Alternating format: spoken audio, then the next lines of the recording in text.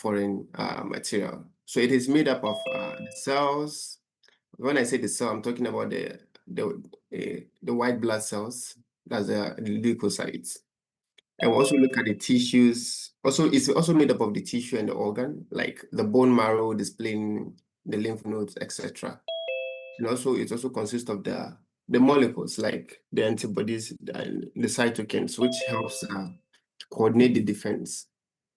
So think about it, or think of your body as a country, for instance, Ghana. So see your body as a country. So the immune system is the national security system. For instance, the army, the police, and the intelligence units. So their job is to patrol, detect the invaders, and destroy them before they cause any damage. That's just the idea behind the immune system. Now, okay, we have the concept of the immune system. Then basically, what is the immunity? So the immunity simply means the ability of the body to resist any infection. So as I've given an example saying that, assume that your body is like a country, Ghana, and the national security system are the army, police, intelligence. So their duty is to make sure that we don't have any illegal stuff in Ghana, any foreign things in Ghana that will cause the people harm or something. So, and then the immunity here is the ability of our body or ability of our security system to resist any form of invasion. So the concept of what we are teaching right now, we will now say that immunity is the ability of the body to resist infection or any disease. So it's like having a protection that helps the body recognize and destroy harmful agents before they make us sick. So for instance, someone who has recovered from measles becomes immune. So their body remembers the virus. So if it's exposed again, their immune system attack it immediately. That's what we talk about the immunity. Now we'll now look at the immune response. So immune response is all about how the body fights, how the body actually attacks something, how did our body responds to something. So when it's a foreign substance, like an antigen, or let me say a foreign substance which is an antigen, such as a virus, a bacteria, enters our body. So the immune system mounts an immune response. And its duty, step by step, number one is to actually detect. Detection here means that the immune system tries to identify the invader as foreign. When I say identify the invader as foreign, it means that the immune system is not recognizing the invader as part of the body. Like it doesn't belong here. And it try to recognize that it is done, and this is also done by the white blood cell, which is the leukocytes. Especially even in the white blood cell, we're talking about the macrophages and the dendritic cells. And the second step is that it alerts the activation. So these cells actually send chemical signals, which is the cytokines, to alert other immune cells, which include the lymphocytes. When I say the lymphocytes, I mean the B cells and the T cells. They are all activated. When they are activated, they are aware that there is now an invader in the system. So the next thing they do is that they attack, which is the third steps, they attack. Attacking here means that the B cell produce an antibodies, which are attached to the antigen. So attachment to an antigen is like a key fitting into a lock. So, and they mark them for destruction. So T cell, which is specifically the cytokine, cytotoxic T cells, they direct attack to the infected cells by destroying them. So after they are destroyed, then the last steps will now be the removal and the memory. So in the removal phase now, once the invader is neutralized, the immune system remember it. So if the same germ enters again, the body responds faster and stronger. So this is the principle behind the actual immunization we do always. So when you get a cut, for instance, and it swells or forms a pus, that your immune system is active. That's your immune system is then in action. So the white blood cells are rushing to the site to fight off any bacteria that enter through the wound. So now the idea of antigen, which I'll be using the word antigen antibody very well in this discussion. Whenever I talk about antigen, I mean these are substances that stimulates the formation of the antibodies, or you can see antigen as a foreign substance like virus, bacteria, or toxins that triggers immune system to respond. So think of it like as a wanted criminal. It's like sorry, excuse me, please. Hello. Yeah, I'm in class now.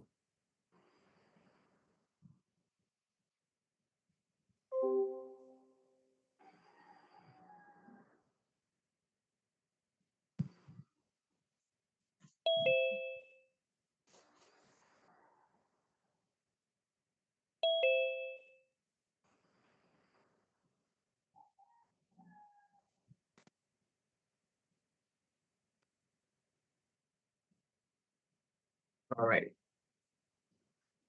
Please, sorry for that. I had some calls.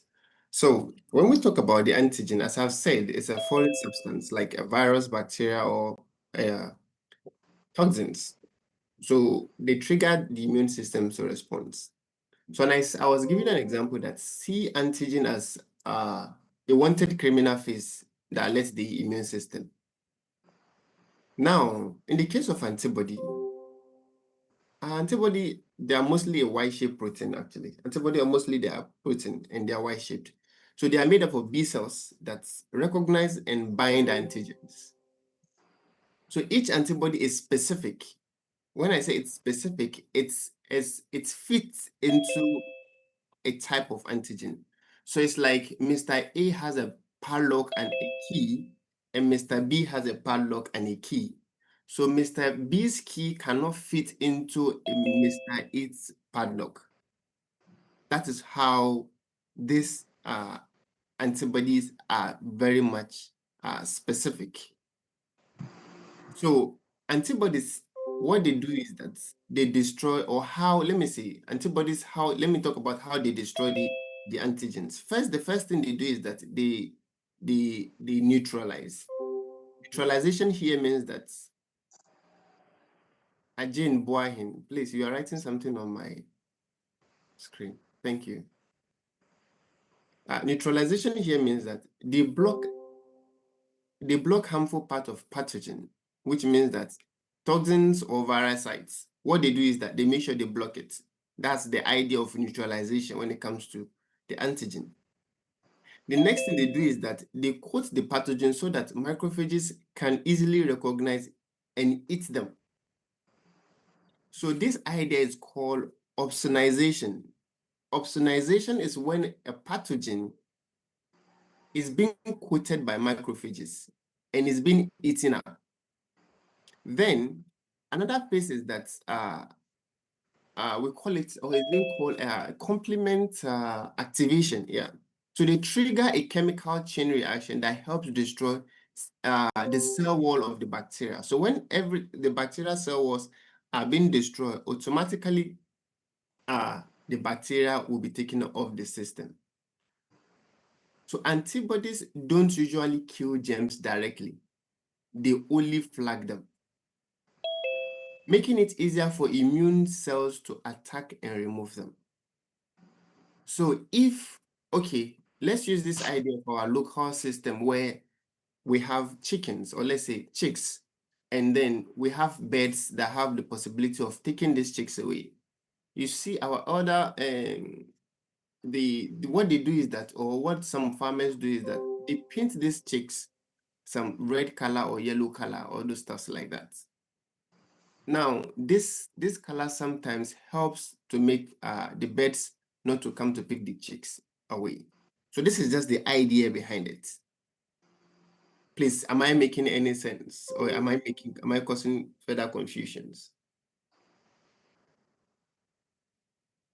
No.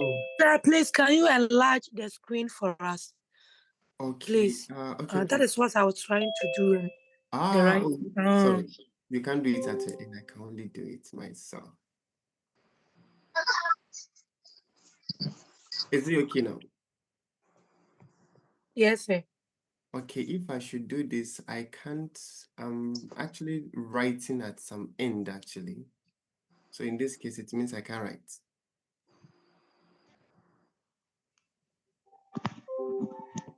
Can you bear with me this way? Because I'm writing at one part of the script. Okay, sir. Please, I beg you. I will share the material with you, just the way I share the content with you right now. All right. So moving on. So the next part we'll look at is the type of immunity. As you're looking at it on my screen, we have two types of immunity. Hello, sir. So, yes, please. Sir, you mentioned neutralization, oxygenization. Another point, I didn't capture it, please. Sorry, your line is breaking. Come again. You said neutralization, where the antigen block the pathogen, and oxygenization, and where the pathogen is being coated and eaten up. Yeah. Another thing you mentioned, I didn't get it. Complement activation. The next phase is yeah. All right. So since now that we know what the immune system does, let's look at different type of immunity. That is the different ways that the body protects itself. So first we have the innate immunity, which is also known as inborn immunity, and also non-specific. I'll explain to you why it's non-specific along the line. So the second one is the acquired adaptive or specific immunity. Every human being is born with some level of protection that is innate. So when you give birth to a child, automatically is having an innate immunity. But as we grow and get exposed to different diseases or vaccines, we develop acquired immunity, which is more targeted and powerful. That is basically the concept behind both the innate and the acquired immunity. So for the innate immunity, it is the first line of defense that protects the body immediately after the infection or exposure to a harmful substance. Please note that innate immunity does not depend on prior exposure to germs. You are born with it. So innate immunity acts fast and is always ready. It doesn't learn or remember. It simply reacts to anything that looks harmful. Please, does this make sense? Yes, sir. All right. So one of the few characteristics of innate immunity is that they are present at birth. So immediately somebody is being given birth to, automatically is having a non-specific, non-adaptive, or innate immunity. And also, that no one believes Anthony suggested. And also, it acts immediately, which means that it responds within minutes or hours of infection. It's non-specific means that it fights many kind of germs in the same way. And it also doesn't have a memory, or it's one of its features is that it doesn't have a memory. It doesn't have a memory here means that it reacts the same way every time. It doesn't improve after repeated exposure. So that is the idea behind the innate immunity. So this is exactly what I just spoke about right on the screen. So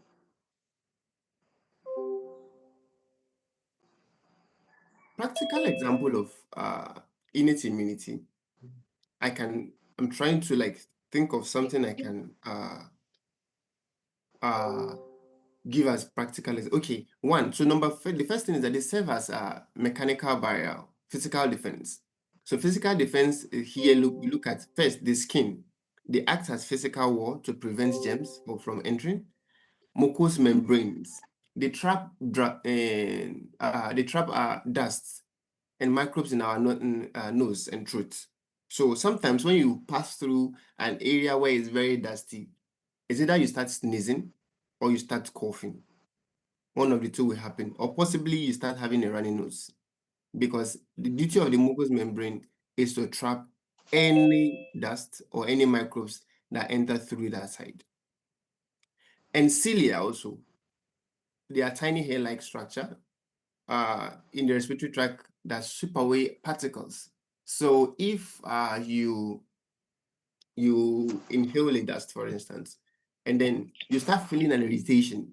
So such kind of irritation is caused by these tiny hair particles. Now, another thing that's also under the mechanical barrier of this innate immunity is that they serve as oh God, I'm trying to remember an example. Okay, they contain an enzyme that destroy bacteria. So if you notice that in tears and saliva, for instance, please, who is writing something on my screen? Please, thank you. Tears and saliva, when something enters your eye right now, automatically you start tearing. That is an innate immunity. It doesn't want to know whether is it pepper or is it sand. Automatically you start tearing. And stomach acid, so it destroys germs in the food we eat, which is HCl in the stomach. It's part of the innate immunity. So if you eat something that is contaminated, the acid in your stomach kills most germs before they reach your intestines. This duty is done by the innate immunity. Now, I mentioned that they also doesn't have a memory earlier, which means that they respond to the same diseases over and over the same way. Now, they also serve as a chemical barrier. A chemical barrier means that, please, sorry.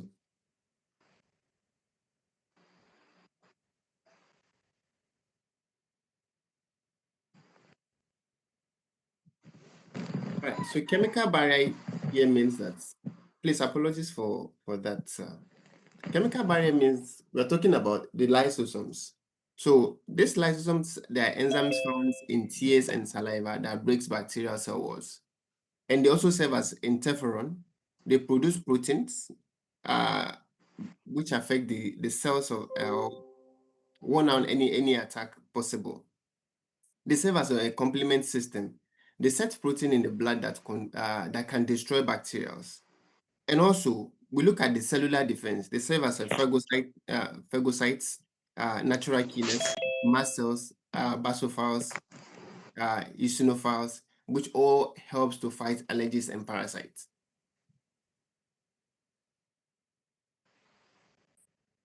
Innate immunity by origin have how will I put it? Peculiar traits. Let me use that word. So innate immunity is different by species actually. Diseases affect some one species but not the other. So humans don't get canine distemper. Yeah, canine distemper. Canine distemper is a disease related to dogs. So we don't get it.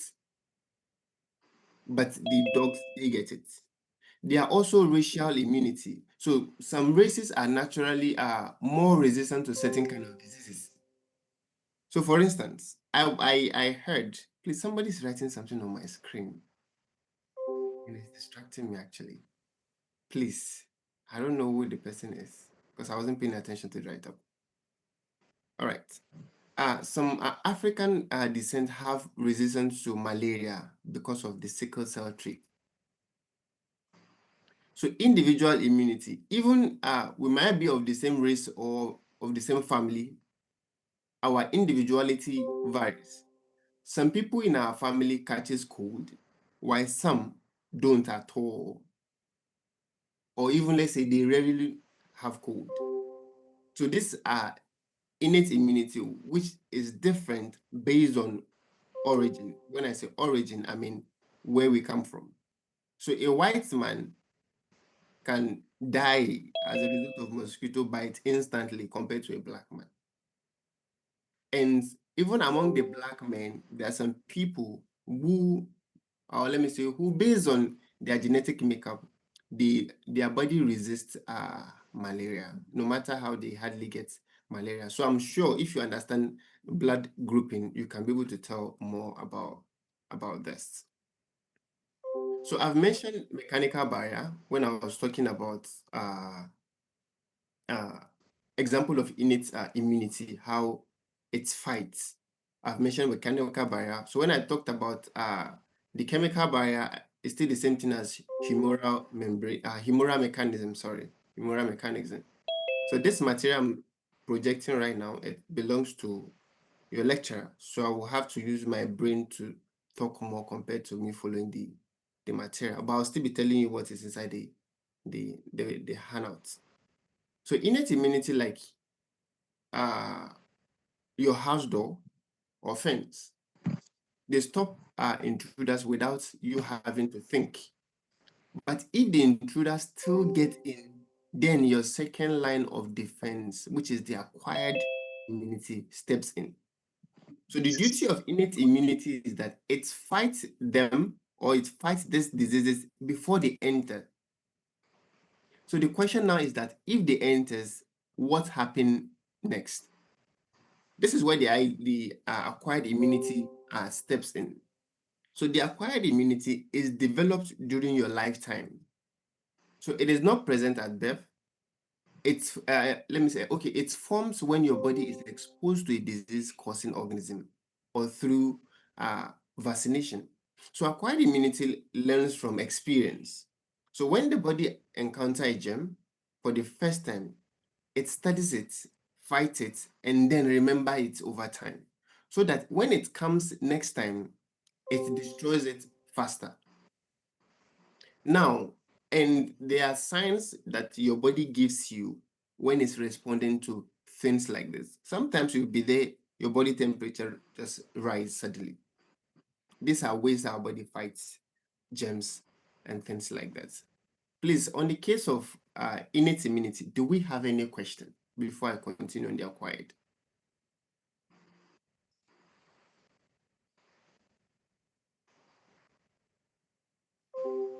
I have 182 participants. Let's say 180 participants. So any question before I proceed, or you are not hearing what I'm saying? So we are with you. All right. So moving on to the acquired immunity, they have some certain characteristics, which I gave you characteristics of the innate. So for the acquired, they are not actually, some of them are developed after birth, which public health nurses, you will understand the vaccination you give few minutes or few hours after birth. Please, can somebody give me one practical example of this? BCG. Perfect. BCG Okay. is a perfect example of immunity or vaccines you give after birth. So this giving BCG is an example of giving a child an acquired immunity. And acquired immunity also are specific. When I say they are specific, they target particular germs. One antibody for one antigen. So you can't give BCG and expect that the BCG should fight polio. That is what it means. Unlike innate immunity that fights everything anyway, the same way over and over again, acquired immunity does different. So if you give a BCG what are you expecting that the vaccine should fight? Please, somebody should respond. Tuberculosis. TB, Tuberculosis and absolutely. leprosy.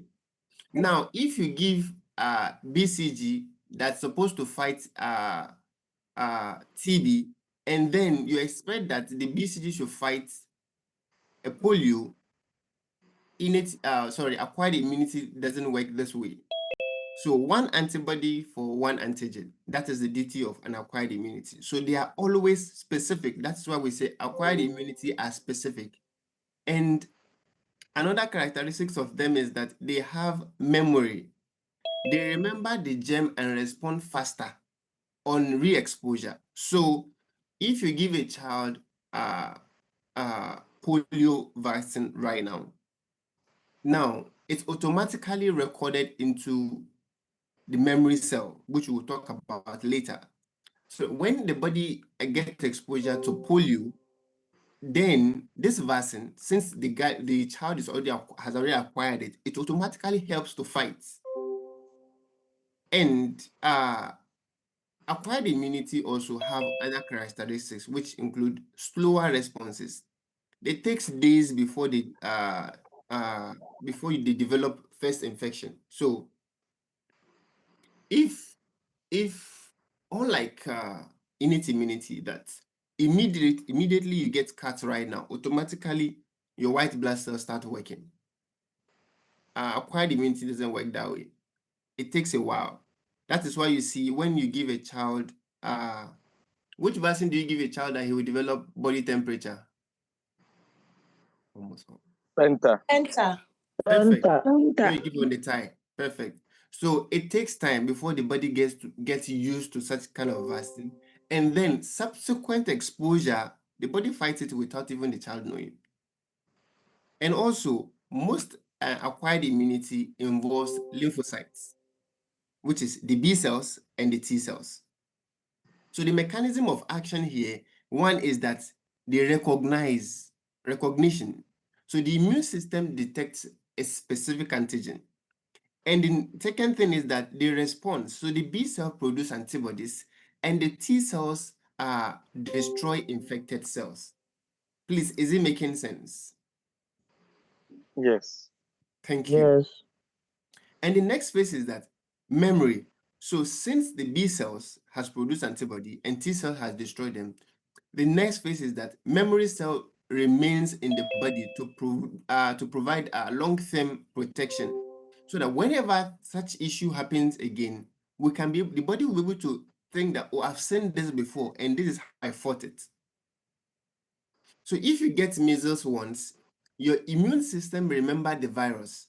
So if you're exposed again, you won't fall sick because your body already knows how to fight it. Please, does it make sense? Yes. Please, please take it again for me, please. Okay, I said if you get measles once, you've gotten measles one time ever in your life, and you are fine. So your immune system remember the virus. So if in case you are exposed again, you won't fall sick because your body already knows how to fight it.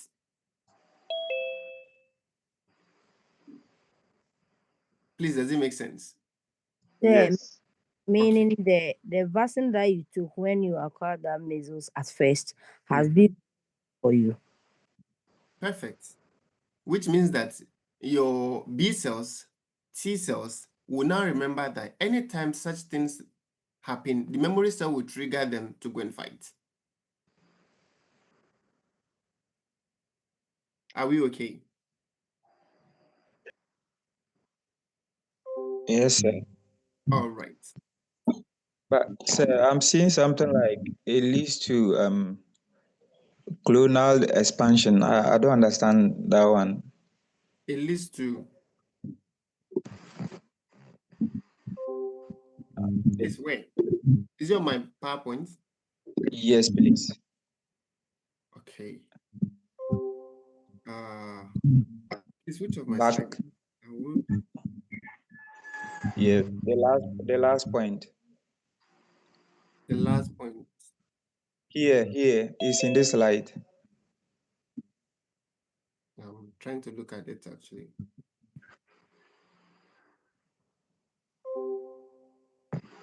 Okay, has an mistake memory leads to, okay, the last point, it leads to colonial expansion. So it means that colonial expansion is the, let me explain that concept a little bit. It's a process where a specific immune cells, let's say the B cells or the T cells, recognize particular antigen several times. And it's multiplied, which means that it divides rapidly and help to produce identical copies, which is called clone. So when one immune cells recognize a foreign invader, it makes 1,000 copies of itself to fight that same invader. Please, does it make sense? Like this. Yes, sir.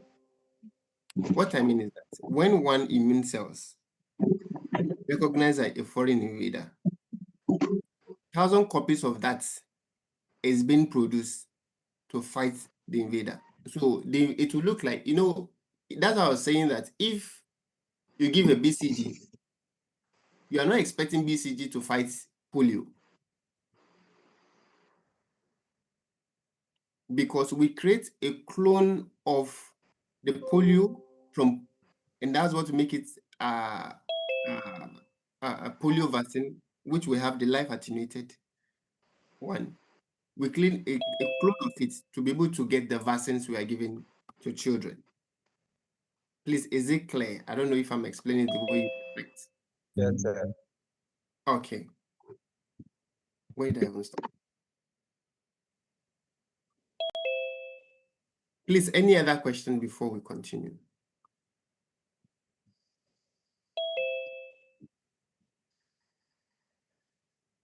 No, please. Okay.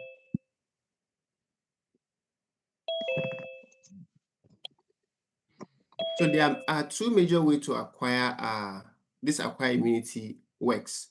It's through an active and passive. So I was looking at here handouts. I'm seeing natural acquired active immunity, which is the same thing as mine, and naturally acquired passive immunity, still the same thing as mine. So two major types of acquired immunity. We have the active immunity and we have passive immunity.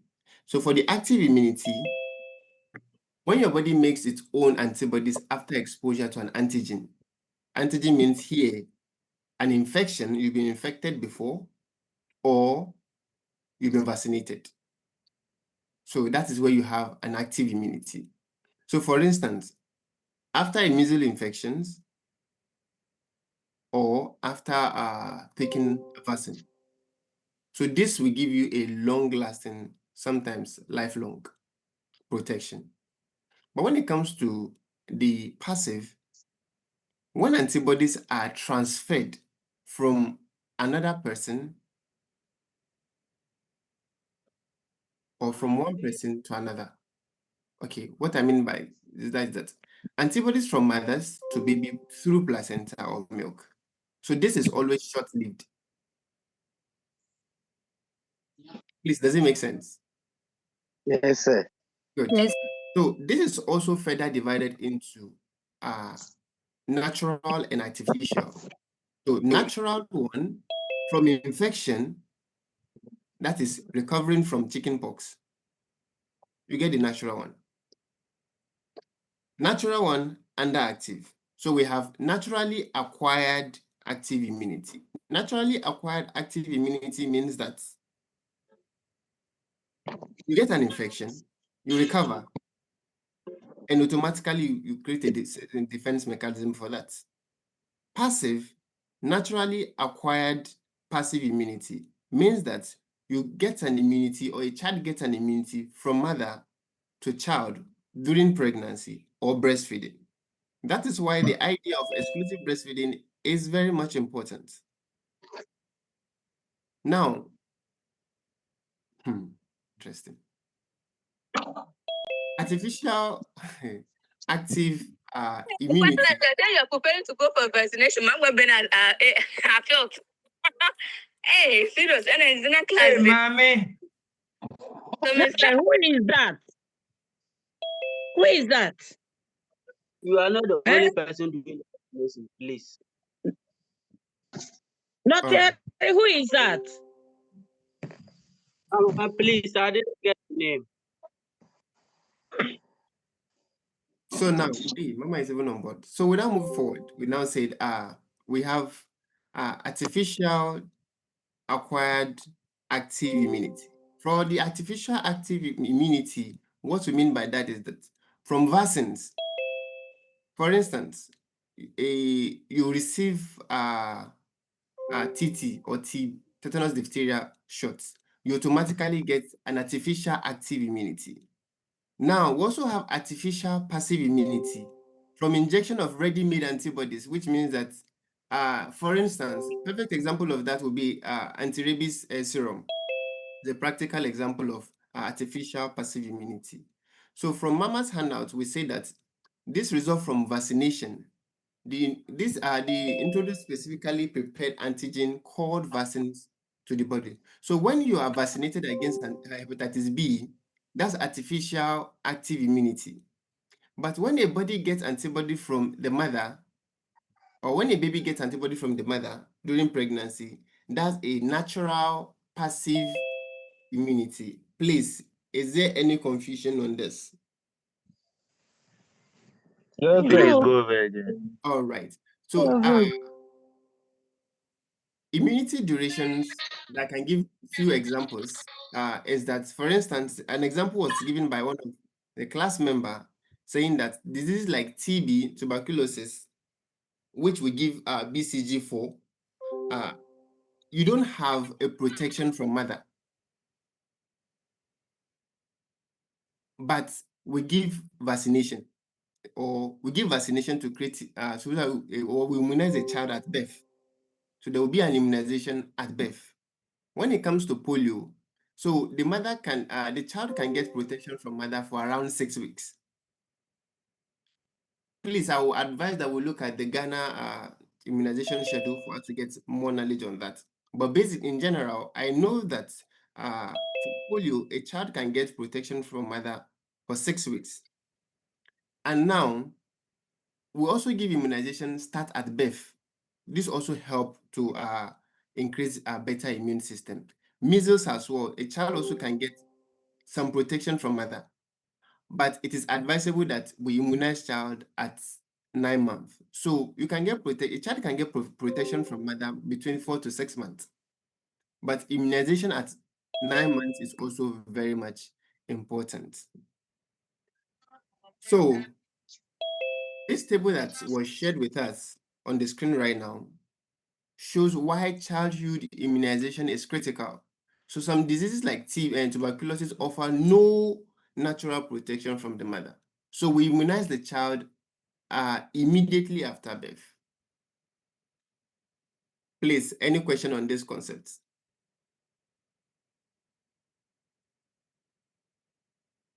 Any question, any contribution from the class? Clear, sir. All right. Go ahead. They won't ask questions. If you follow them, you won't finish. Okay, Baba. All right, so I'm trying to open, my slide has gone off at my end. I'm trying to open it back again. Sorry, please.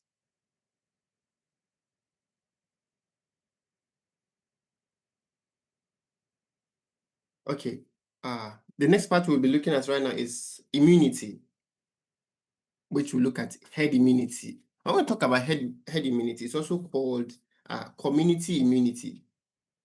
So it refers to the protection that occurs in a population when enough people are immune to a particular infection. And in Mama's notes, she described it as this describes the immunity level that's present in group of people. A community can be said to have either high or low herd immunity. So in a simpler term, if most people in community are immune, either through vaccination or previous infection, the disease cannot spread, even to those who are not immune.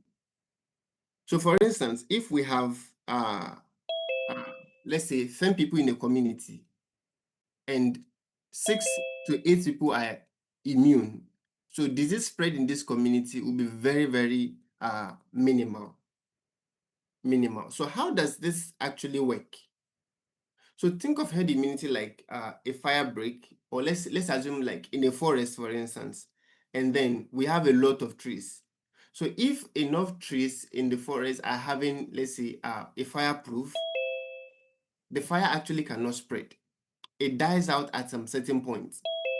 So in the same way, if enough people are immune, the infection cannot move from one person to another. It stops at some certain point. Please, is it making sense? Yes. Good. So the herd immunity threshold is actually talking about the proportion of people that must be immune to stop disease transmission.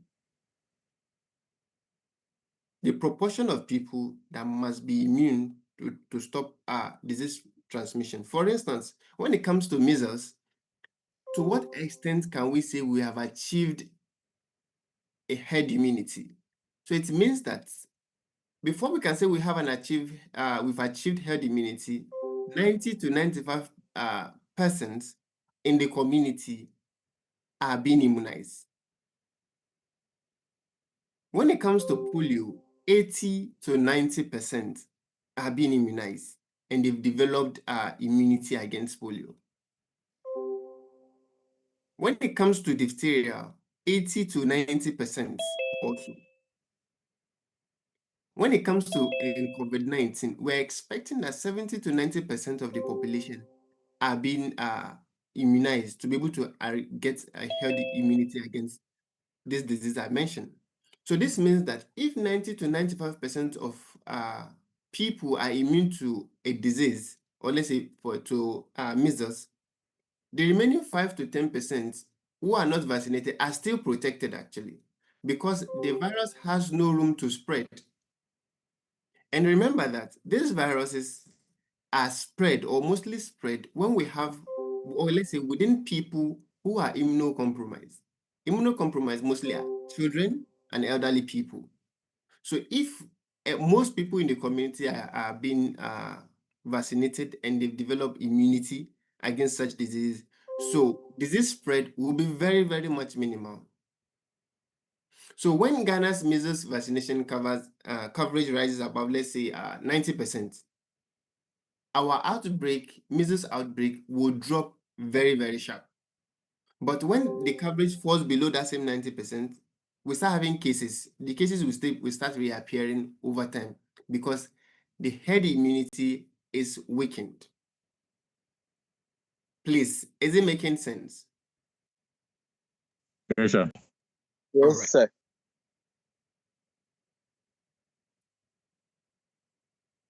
So I'm still explaining herd immunity, though. All right. So what can reduce herd immunity? Please, can somebody say anything in class? What do you think can reduce herd immunity?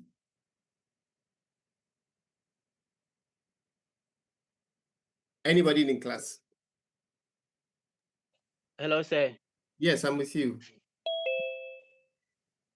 What things that can reduce herd immunity is that from your explanation, you said that it is when the larger population is targeted and is immune. So in the process of immunization, you couldn't cover population, or you couldn't capture half of the population, and the disease condition set in that particular community, the rate at which the disease will spread will be higher. For instance, you uses the fire, the fire in the forest. Let's take it that if less trees in the forest are not fireproof, and fire in that forest, the rate at which the fire was spread will be higher than another forest where most of the trees are fireproof. So let's take it that in my community, if I am given let me say this HPV vaccination, if in the process we couldn't cover at least even 40% of the population, and then let's take that the disease is a communicable disease and it gets into the community, it moves faster because the entire population is not covered. But if most of the population is covered, maybe the rate at which the disease will attack, maybe if the disease gets Mr. A is immune, the disease cannot get to him, and he cannot also transmit the disease to someone because he is immune. And if he's not immune, then immediately the disease gets to him, he gets it transmitted to another person. So I think this is factors that can either reduce or increase herd immunity. Thank you. Absolutely. You've actually raised a nice point. So in this case now, if I'm to add to that point, I would just say that when people are not well immunized, getting an immunity becomes a problem. That's a very good point. Anthony, you want to say something?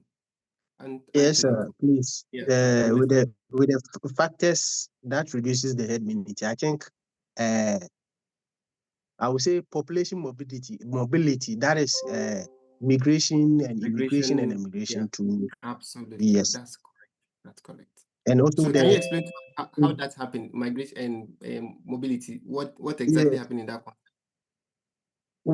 Say once people travel a lot, for instance, with the COVID issue, once people travel inside the country a lot, the condition is a new strain. We wouldn't be immunized against that condition. So I think the condition might spread easier. Absolutely. That's very, very correct. That's very correct. And I think adding to that also, low vaccination coverage. Safura, you want to say something? Safura, you lift your hand up. Okay, I don't know if she's talking or something. But low vaccine coverage, it's also another thing we need to pay attention to. If we are not reaching the target we're supposed to reach, we can achieve herd immunity. So if 60% of the community gets, for instance, a polio vaccines, the virus can still spread among the unvaccinated, putting everyone at risk. And according to what one of us has just said, migration, for instance, if let's say 90% of Fiapre community are being immunized against certain disease, and 30% start traveling abroad. Now, automatically our circle has been open to other people to come in, and those people coming in, the possibility of they not having being immunized is certain. Dennis or Winner, you lift your hand. Hello, sir. Yes, I'm with you. Yeah, please, I wanted to say that when people refuse to vaccinate themselves, I think a time for us to vaccinate a community, but the members in the community refuses to take the vaccination. That's very correct. Vaccine refusal or misinformation. That's very, very correct. That's one of the things that will reduce herd immunity. Dottery or something? The name is Dottery. Dottery. Okay, sorry, I'm using Brofu to call your name, so apologies for that. Okay, I'm getting your point. What do you say? I think also using an impotent vaccine during vaccination. Impotent when the cold chain is tempered with, you would perceive that you have vaccinated a large number of the population. Meanwhile, the vaccines you've used is impotent. Even if the conditions. That's a very correct answer. I'm listening to you. That's very correct. Absolutely. We're listening to you, Dottery. I think I've made my point. Yeah. Using an impotent vaccines. This is I actually don't have that point in my work, but it's actually a correct answer you just give there. Please, if you have any question, you can also ask before I move on to cross immunity. Sir, please, expired vaccine. Expired vaccine. I think it's part of what this person just explained right now. Breaking the cold chain. Yeah, that's also correct one actually. Yeah, thank you very much. So moving on to cross immunity. So the idea of cross immunity, according to how our document put it, is that it's a situation in which a person's immunity to one causative organism provides immunity to another related organism as well. So immunization with a vaccine made from one disease-causing organism can provide immunity to another related organism. So this is another concept I will build from there. So cross-immunity, let's look at a situation where immunity to one disease provide partial or complete protection against another related disease. For instance, primary disease like, which example can I cite? Let's say cowpox. Cowpox, if you have a cowpox and you get an infection from cowpox and you receive vaccination for this cowpox, it automatically protects you from smallpox. Now, there are other diseases I'm trying to recall right now because I didn't see this concept before. Let's say one strain of an influenza. Let's say one strain of an influenza can, as a primary source, which means that develop immunity against one strain of an influenza, you can get a partial protection against another secondary influenza strain. So some similarity in antigen give a temporal protection. That's the concept I'm trying to give you. So we know that we have an influenza. You've been exposed to an influenza, for instance, and then you are exposed to another secondary influenza, which let's say is a partial strain of it. So having a two similar antigen gives a somebody just lift hand right now. Okay, Abdul Razak. Sir, another example of the cross immunity is Okay. BCG injection. It prevents tuberculosis and leprosy. Wow. Wow. So somebody should please check that factor. That can be actually a possible one. You say it protects from what? BCG protects from Yes, so tuberculosis and TB leprosy. and leprosy. yeah, That's Sam, very can good. I come in? Yes, Mama, you can Yeah. come in. So BCG can provide partial immunity against leprosy and Buruli ulcer because they are all from the same family. So when you take BCG, that is why a high coverage of BCG also lowers immunity, lowers the cause of leprosy. And they know some of these things. So let them answer. So apart from BCG, what other disease do you think you can get cross immunity from? BCG is a good example. All right, class, over to you. Another example so that.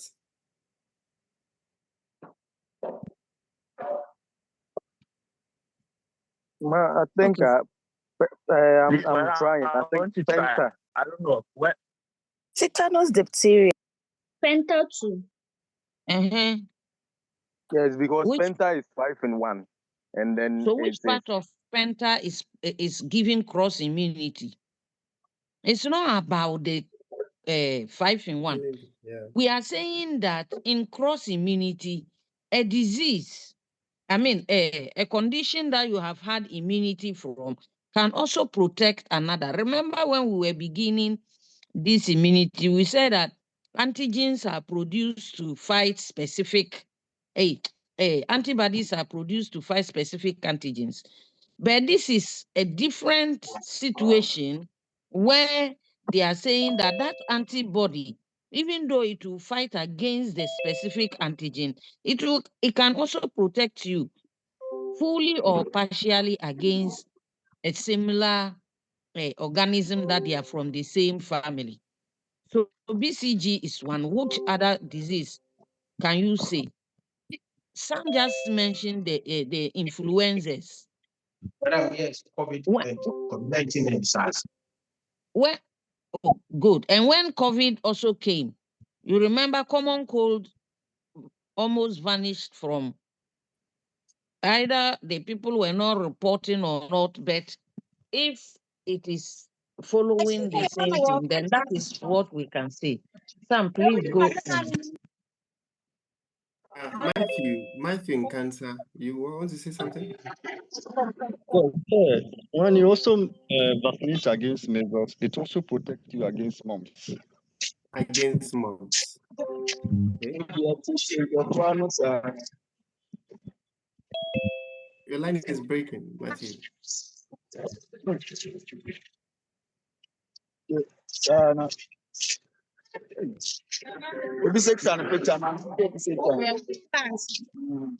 Please, a lot of us are on mute and they are disturbing Apia Kubi or Gaston, please mute. Apia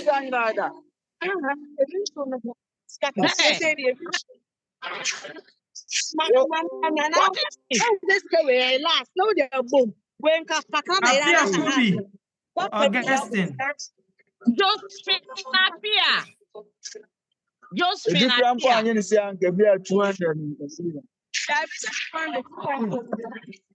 Hey, Apia Kubi. Josephine Apia. Why? If you are bearing the same surname, do you have to misbehave? Safwa Faustina, mute yourself. What is it? Come for lectures. You are all on the field doing HPV and you won't keep quiet. I'm taking note of all of you who are making noise on the platform while you are on the field. You will come and tell me, ma, and I won't mind you. Please go ahead. All right, so the public health importance of this herd immunity and cross immunity is that the herd immunity actually protects the whole community and helps eliminate diseases through mass immunization campaign, just as what is currently ongoing in Ghana. So we are trying to have more of herd immunity. That's why we go through our immunization campaign. But when it comes to the cross immunity here, it actually helps us to get a scientific basis for developing a new vaccines that protect against multiple related diseases. For instance, now COVID-19 actually gave us a yardstick to produce multiple vaccines or vaccine that will protect people against multiple related diseases. So if, for instance, now Ghana EPI program aims for at least 80% coverage, because when most children are vaccinated, the whole population benefits from their herd immunity. So basically, that is the concept behind both herd immunity and then cross immunity. So in public health, our practical goal is that it's not, let's say, just to get an individual protection, but population level immunity is very, very much important. And that's how we can break transmission and protect everyone, including the most vulnerable population. So now moving on to what's the next PowerPoint? The role of an immune system. So I will talk about both the roles and the failure of immune system. Now, since we've understood how the immune system works, as we have explained earlier, so let's look at what it actually does for us daily and what happens when it fails. Now, one of the role of immune system is that it serves as defense against microbes. So the primary and most important role, which is protecting the body. Please, Adeline, you are writing something on my screen. Okay. So I said it serves as defensive against microbes. So it protects our body from pathogens such as bacteria, viruses, fungi, and parasites. So it detects and eliminates harmful microorganisms before they even cause any harm in our body. So both the innate and the adaptive immunity works together to achieve this. So for instance, when malaria parasite enter your body or enter your blood, sorry, white blood cells and antibodies immediately attack them. So that's your immune defense action. So without this role or without this defense role, even a minor infection could be deadly. Let's say minor infection from, let's say, TT, you get cut and you get infected. Without this defense, body defense mechanism against microbes, just a normal cut can be very much deadly. Also, we also have defense against the growth of tumor cells. So the immune system can identify and destroy abnormal or cancerous cells before they even multiply. Before they even multiply in our body.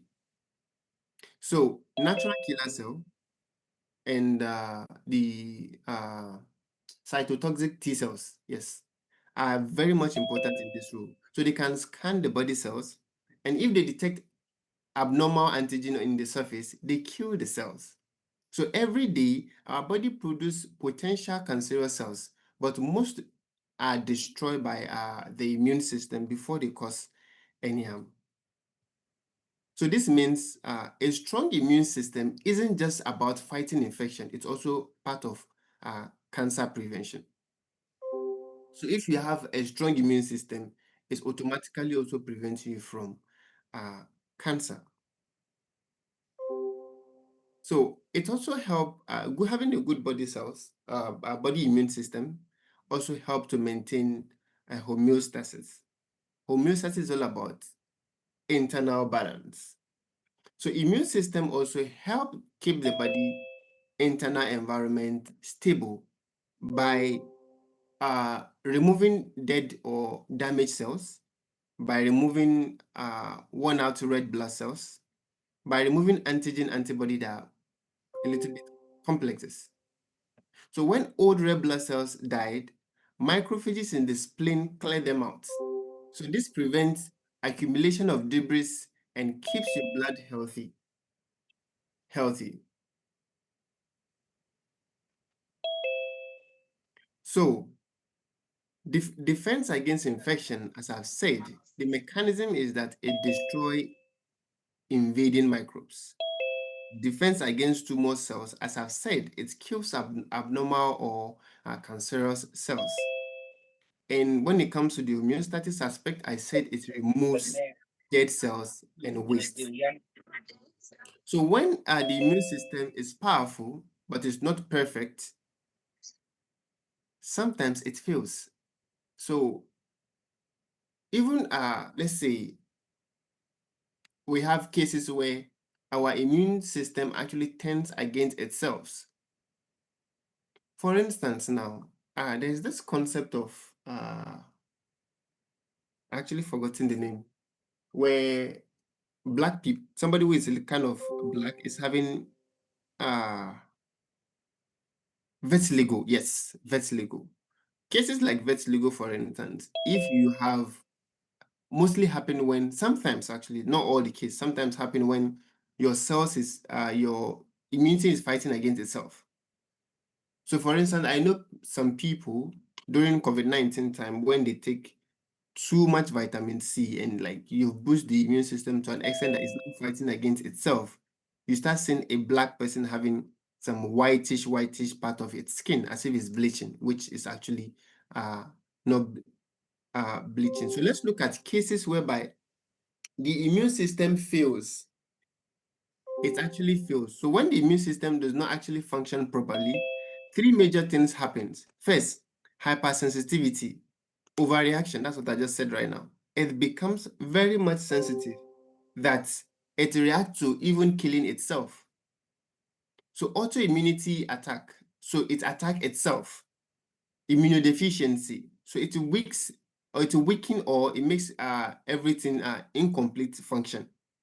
So the functionality that's supposed to be normal is now going abnormal. So let's look at it one after the other. So when I mention hypersensitivity, it means that the immune system remove or overreacts to a harmless substance or infection, causing tissue damage instead of protection.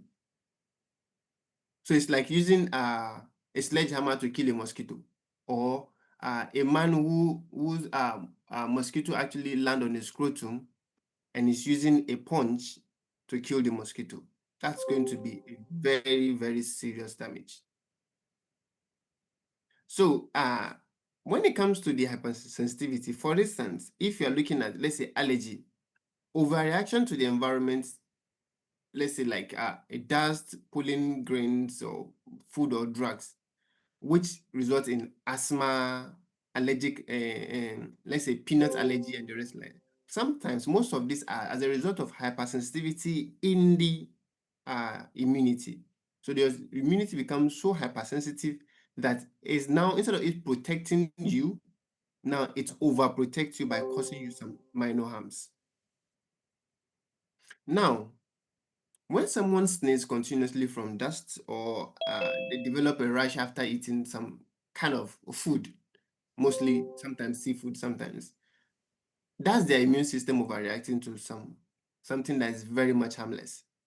So the system here, you have a strong system that is now trying to fight against something that is not really harmful.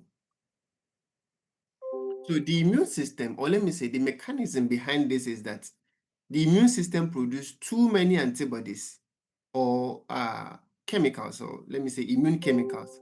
Perfect example is histamine. So overproduction of this actually causes bigger problem for the body. So this might result in inflammation, swelling, itching, tissue damage. So hypersensitivity is not caused by the germ, it is caused by the body excessive responses. That is just major part of it. Osman Abdul Razak, your child is disturbing the class.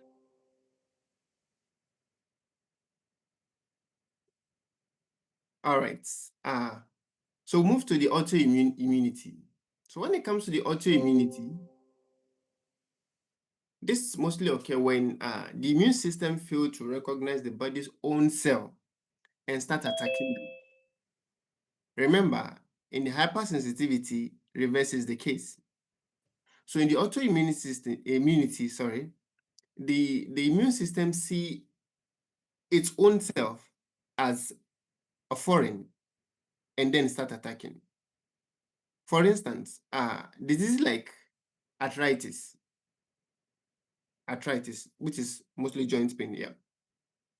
So painful joint inflammation and deformities, this most often is as a result of autoimmunity. Type 1 diabetics, I think I've seen a study about this, that autoimmune immune system causing type 1 diabetics. So the pancreatic and beta cells, loss of insulin production and the rest like that, was sometimes as a result of autoimmunity. Now, multiple organs, failure, as sometimes systemic lupus and the rest like that, which result in chronic inflammation, is sometimes as a result of autoimmunity. So in autoimmunity, the immune system becomes confused. So it sees the body's own cells as enemy and is try to destroy them. And this is as a result of having too much strong immune system. So that's why the idea of balancing is very much important. So immunodeficiency in other way around means that you are having a weak or incomplete and cannot defend the body effectively. So your system is either it's weak or it's not complete. And as such, defending you becomes very much difficult. Sometimes this can be congenital or it can be acquired. So in the case that it's congenital, which is sometimes very much primary, it's as a result of genetic deficits. You are born with certain things. Let's say severe combined immunodeficiency. So children born without functional lymphocyte can have this kind of issues. But when it comes to the secondary aspects, which we all know about, which is having an infection, malnutrition, or medical, or going through some certain medical. For instance, if it's an infection, it can be an HIV, or you go through malfunction of, let's say, chemotherapy-induced immunosuppressed issue, or you went through let's say, medical treatment, which will result in chronic leukemia. So these are things that result, which are from immunodeficiency. So in a congenital case, the immune system never developed properly. So in an acquired cases, it was working before, but gets damaged later. So like in HIV, where the virus destroy hepatitis cell. Please, somebody is still writing on my screen. Please. Thank you. So the consequences of immunodeficiency is that it creates a poor response to vaccines. And you know very well that people who are having immunodeficiency are not supposed to take some certain type of vaccines. So when you are with Mama, she will discuss that later in your class with you. So it also helps increase immunodeficiency, also doesn't help actually cancer risk. So that's why HIV patients often develop infection that healthy people easily fight off. So their immune system can't mount a defense for them. So in summary of what I just talked about from the hypersensitivity, autoimmunity, and immunodeficiency is that hypersensitivity overreact to immune response to a harmless substance, which practical example can be allergy or asthma. And autoimmunity here, immune system attack its own body tissue, which result in possible arthritis or lupus. When it comes to immunodeficiency, it means that you have weak or absence of immune function, which will result, which practical example can be, HIV or AIDS. So while the immune system protects us from disease, it can also cause harm when it overreacts or fails. So too much responses is as a result of ends up with hypersensitivity or autoimmunity, and too late responses is immunodeficiency. Please, that's for the part. Please, any question on that so far? Before we move to immunization.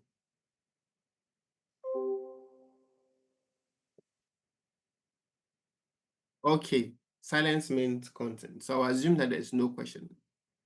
So we'll move on to immunization. So immunization is the process of stimulating an active immunologic defense in preparation of meeting the challenge of future exposure to disease. And also we define immunization as a way or a process, it's a process of stimulating the body immune system to develop protection against specific diseases. And this is mostly achieved by introducing a vaccine which contains a harmless form of a disease-causing organism into the body to trigger the immune response. So for instance, let's say when you are immunized, your immune system is trained to recognize and fight the real germ in future. So without you falling sick.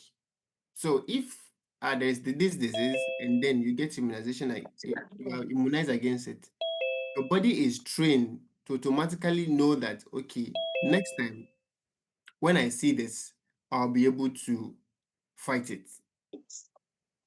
So as Mama put it in her work, that vaccine is a suspension of organism or fraction of organism, that is the antigen, in a base that is used to induce immunity.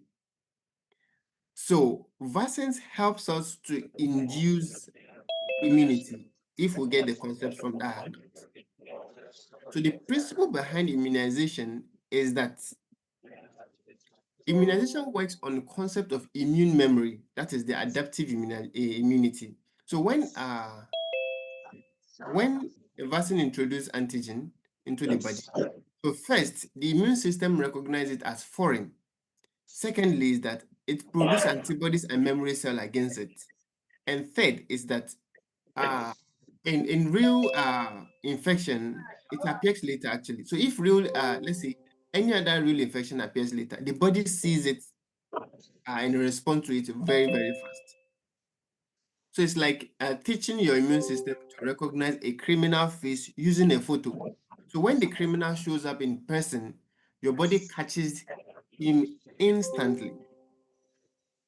And the idea of vaccine is that, or let me say, vaccine is a biological preparation containing a harmless form of pathogen or a product that triggers the immune system to produce immunity.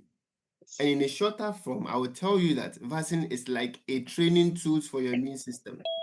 It helps your body to practice fighting the germ safely without having any issue or without causing any issue to your body. So we have several types of vaccines. So vaccines come from a different form or come from a different forms, depending on how the antigen is prepared. So there are mainly three types of vaccine. So if the first one is attenuated vaccines.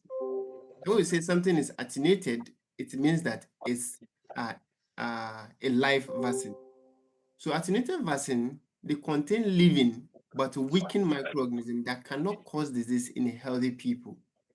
So these attenuated vaccines, all they do is that they mimic a real infection and provide a long-lasting immunity.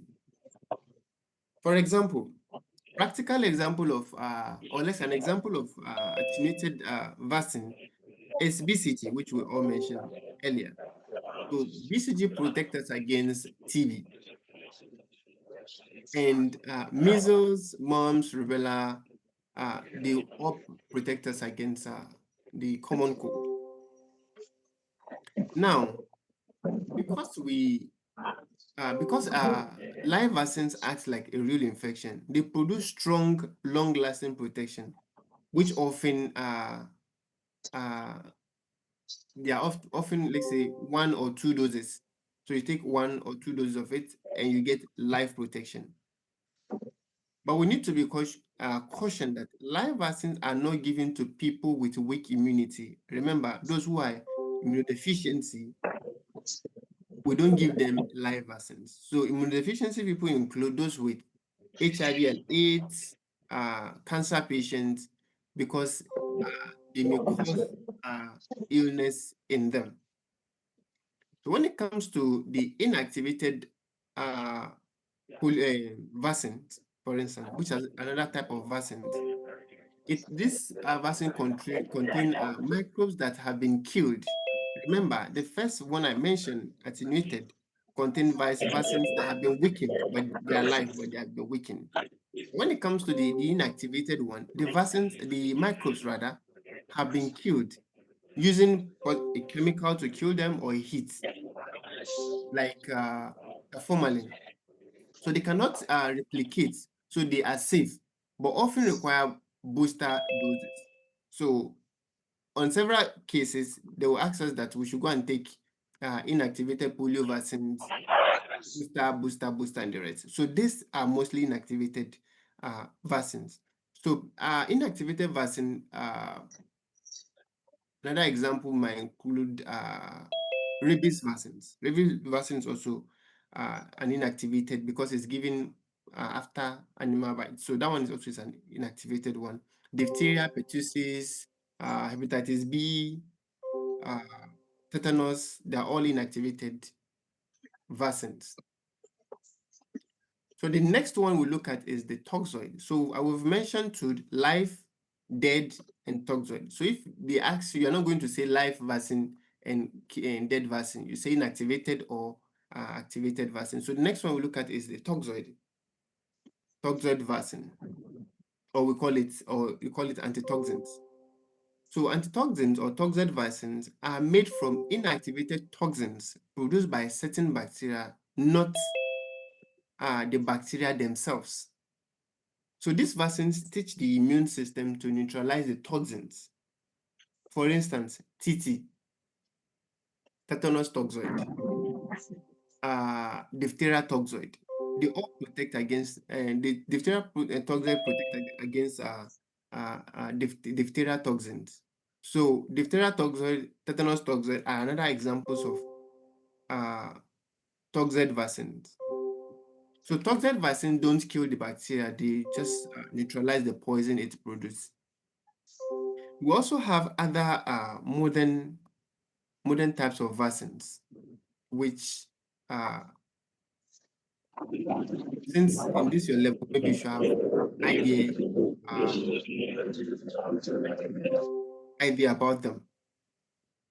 So vaccines that are mostly that of related to RNA and the rest. So most of them shows how vaccine science keep advancing and the rest like that. But in a real sense of it, vaccine that are maybe let's say subunit, recombinant, conjugates, they are all type of vaccine. But the main one that we have to put at the back of our mind are the first three that I've mentioned. Because if we're talking about conjugate vaccines, we're talking about Hep vaccines, which they are like a weakened antigen to a strong one for a better immune system and the rest like that. So they're also type of vaccines, but practically or basically keep the first three at the back of your mind. That would be very much helpful. So we move on from there. I think the next we need to look at, please, Kostre, what's our time now? I don't know how far I've gone. It's 8:30. When am I supposed to stop? Evening time. It's time We are already. to end at 8:30. Oh, okay, then I've taken 5 minutes. All right, so we'll stop at expanded program on immunization here. So Sir, please, I have a question. Oh, okay. All right. What's your question? Okay, thank you. Please, you were talking about the less immune individuals. Okay. Let's say an exposed infant. I'm talking about an HIV exposed infant. Let's say we've not run any test to rule out whether the baby is positive or negative, but they receive the BCGs.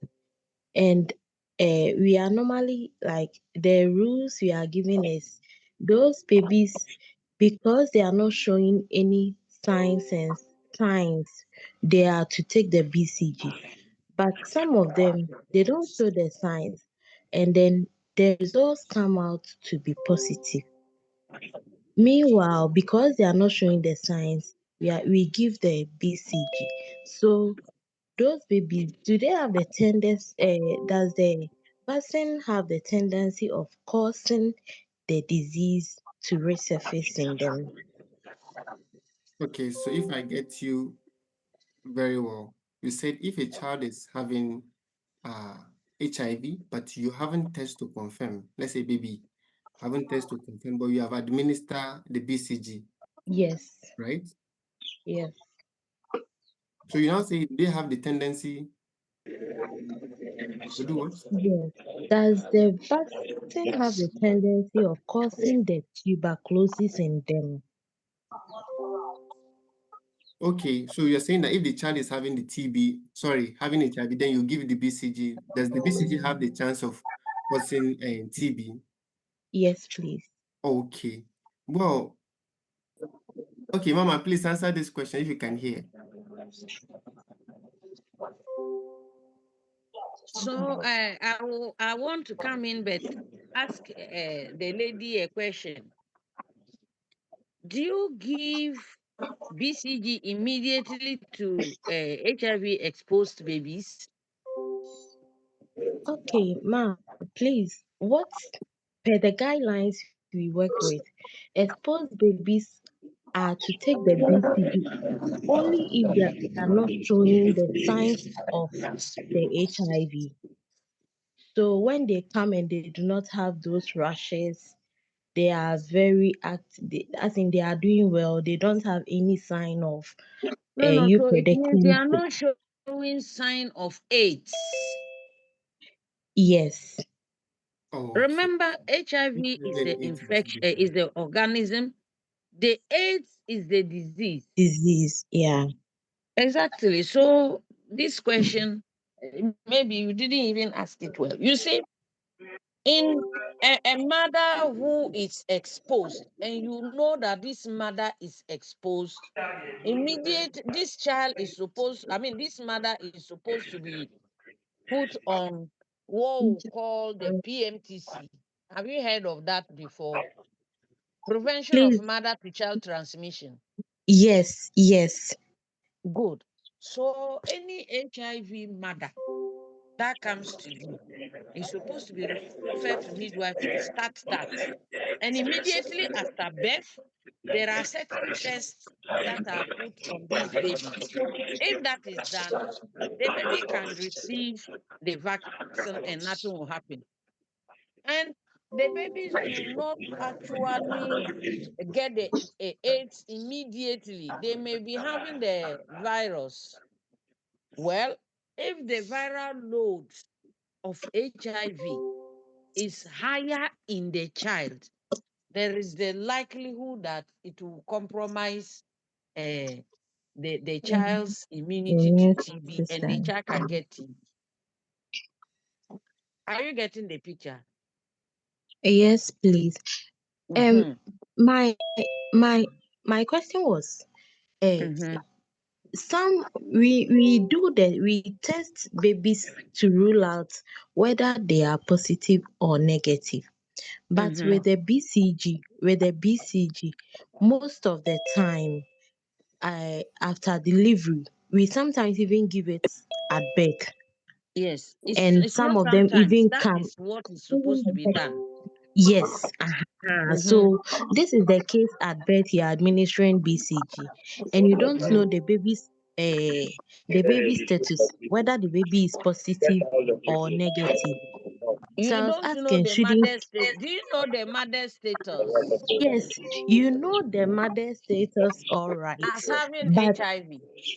yes, And you have you know put the the mother on mother to child treatment. prevention. Yes, And yes, so please. why will you still be thinking that this baby should have the infection? Don't come there, Risu. Only No, move the water. so even though you are, even though we contemplate whether the baby might be having or not, that's why we still do the test. Linda, So that Linda Fosu is the one talking, eh? yes, please. Yes, but yeah. Okay, so go ahead. Okay. So Go ahead, Linda. yes, please. So the reason we contemplate whether the baby is positive or negative is when the baby is positive, you enroll the baby into care. And then when the baby is negative too, you make So mother continue Linda, with let the us cut this your story short.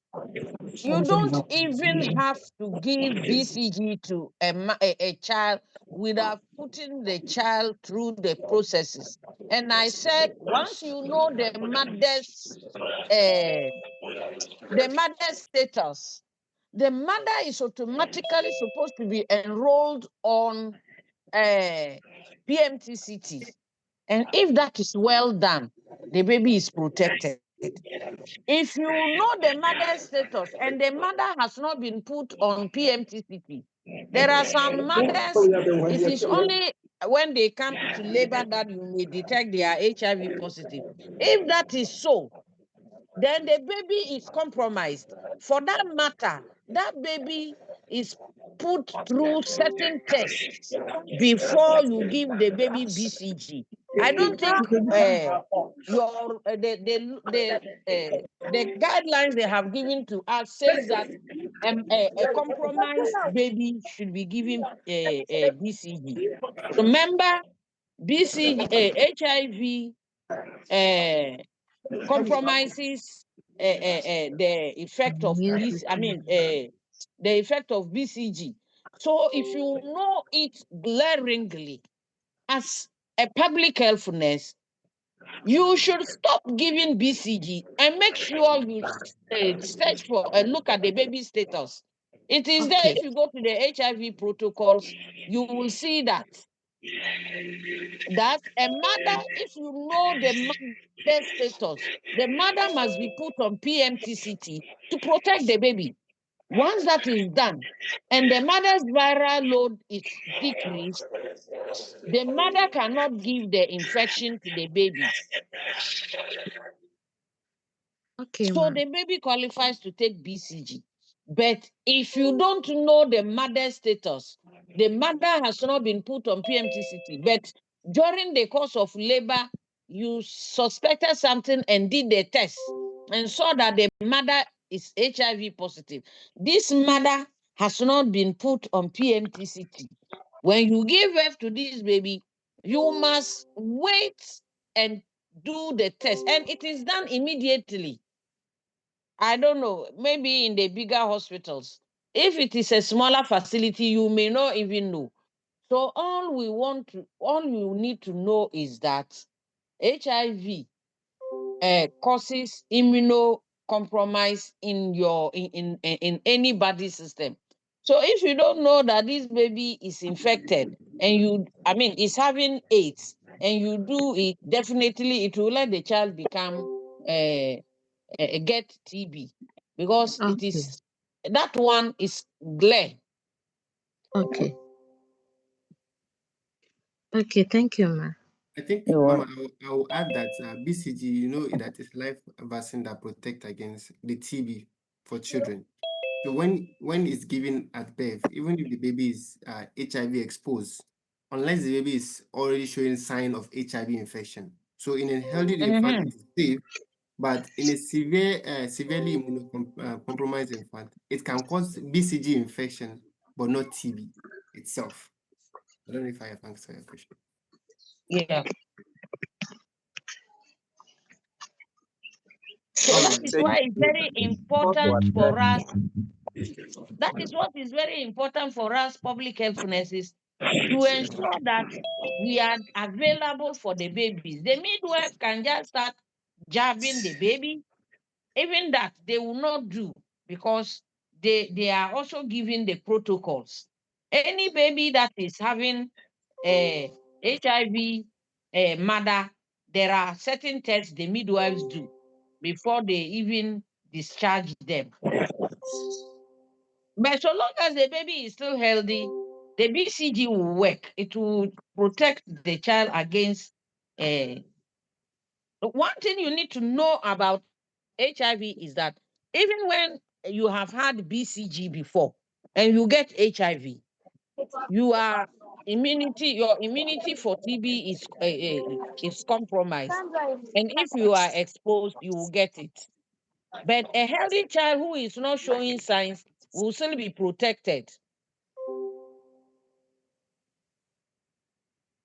Okay, ma, thank you. Okay. I think we are done with our time, but Samari, do you have a question or something? Yes, Their please. time is up.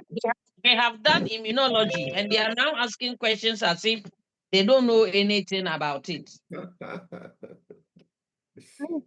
Please, what for me is saying some of the hospitals guidelines, they always say they weigh the advantages and the disadvantages. So if the child, we already know that the child is what? Immunocompromised. Although they do the test, but the result of the place, my place for instance, it will take some months before the results is seen. So with that, the advantages over the disadvantages. So since the child is an exposed baby, the child is what?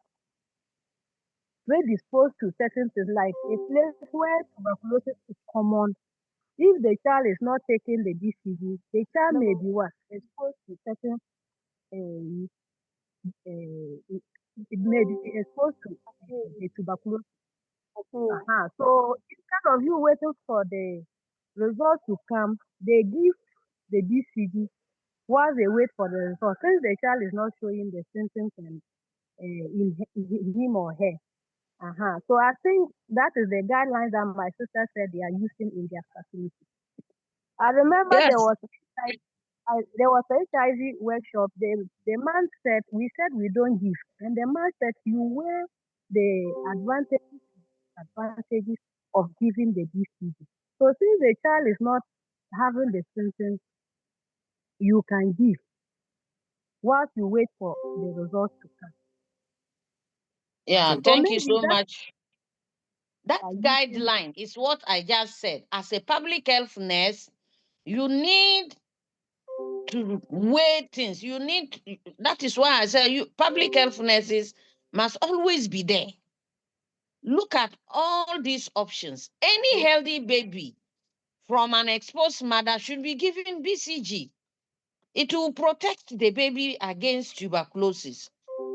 But in any case, there is a need for you, whatever you do, once the baby gets HIV, the baby will be compromised and can get the tuberculosis. It's not the BCG you have given that is giving the baby the tuberculosis, but it is the HIV, I mean the AIDS that has compromised the baby's immunity.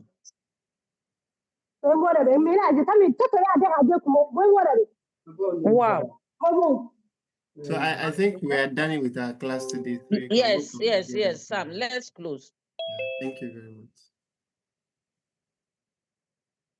But please, your boy kid, iPhone, the class, if you know you come and you not join, just leave. Let's concentrate. You come to the class. So Thierry, is the person even with you? The person is where? I'm asking if the person is even following the class. That is exactly That is the case. Mm. We will start writing their names. Yes, I even called her line to mute. And she didn't? Yes, she did. Ah, okay. So Yes, on the next meeting, have we'll a nice day. the EPI. Okay, So thank you. have a nice day. madam. Mommy, please, when are we starting the group presentation? Hello, Mommy. Okay. She's gone.